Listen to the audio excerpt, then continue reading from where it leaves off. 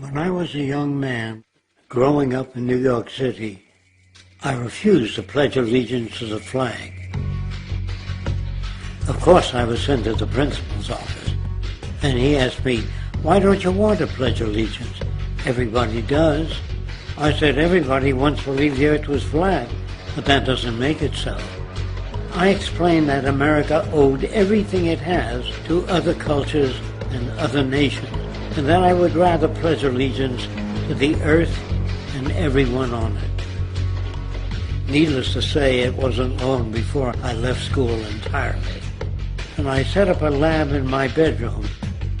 There I began to learn about science and nature. I realized then that the universe is governed by laws, and that the human being, along with society itself, was not exempt from these laws. Then came the crash of 1929, which began what we now call the Great Depression. I found it difficult to understand why millions were out of work, homeless, starving, while all the factories were sitting there. The resources were unchanged. It was then that I realized that the rules of the economic game were inherently invalid.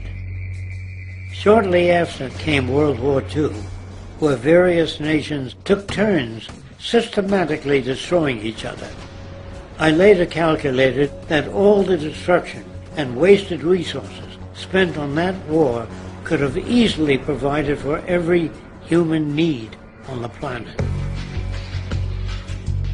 Since that time, I have watched humanity set the stage for its own extinction. I have watched as the precious finite resources are perpetually wasted and destroyed in the name of profit and free markets.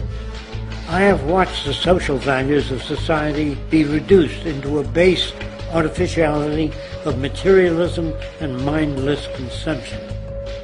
And I have watched as the monetary powers control the political structure of supposedly free societies.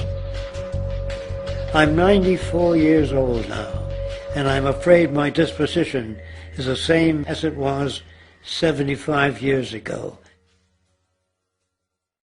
This shit's got to go.